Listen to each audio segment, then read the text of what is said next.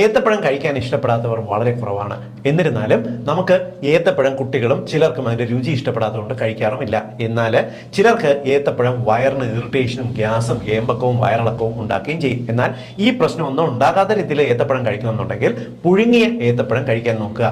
പഴുത്ത പുഴുങ്ങിയ ഏത്തപ്പഴം കഴിച്ചാലുള്ള ഗുണങ്ങൾ എന്തെല്ലാം എന്ന് പറഞ്ഞുതരാം. ഒന്ന്, എളുപ്പം ദഹിക്കും. നമ്മൾ ഏത്തപ്പഴം പുഴുങ്ങുമ്പോൾ ഇതിനകത്തുള്ള ഫൈബറുകൾ നന്നായിട്ട് വെന്ത് സോഫ്റ്റ് ആകുന്നതുകൊണ്ട് അതിനകത്തുള്ള വൈറ്റമിൻസും മിനറൽസും ശരീരത്തിൽ നന്നായിട്ട് വലിച്ചെടുക്കാനായിട്ട് സാധിക്കും. ഏറ്റവും ഉയർന്ന അളവിൽ നമ്മുടെ ശരീരത്തിൽ എനർജി സോഴ്സ് ആയിട്ട് വർക്ക് ചെയ്യുന്ന, പെട്ടെന്ന് ഊർജ്ജം ഉത്പാദിപ്പിക്കണമെന്നുണ്ടെങ്കിൽ ഏത്തപ്പഴം തന്നെയാണ് നല്ലത്. ഏത്തപ്പഴത്തിനകത്ത് ഉയർന്ന അളവിൽ പൊട്ടാസ്യം ഉള്ളത് കൊണ്ട് തന്നെ ഊർജ്ജം പെട്ടെന്ന് കൂടുകയും ഇത് ഹാർട്ടിന് സപ്പോർട്ടീവാണ്, BP കുറയ്ക്കാൻ സഹായിക്കുകയും ചെയ്യും. നമ്മൾ പഴുത്ത ഏത്തപ്പഴം പുഴുങ്ങുന്ന സമയത്ത് വെള്ളത്തിൽ ചെറിയ അളവിൽ പൊട്ടാസ്യം അലിഞ്ഞു പോകുമെങ്കിലും ഇതിനകത്ത് ഉയർന്ന അളവിൽ പൊട്ടാസ്യം ഉള്ളത് കൊണ്ട് നമ്മുടെ ശരീരത്തിനെ കൂടുതലായിട്ട് വലിച്ചെടുക്കും. കാരണം പുഴുങ്ങുന്നതുകൊണ്ട് വളരെ പെട്ടെന്ന് വലിച്ചെടുക്കാൻ സഹായിക്കും. വൈറ്റമിൻ സിയും വളരെ ഉയർന്ന അളവിൽ ഇതിനകത്ത് അടങ്ങിയിട്ടുണ്ട്. വൈറ്റമിൻ എയും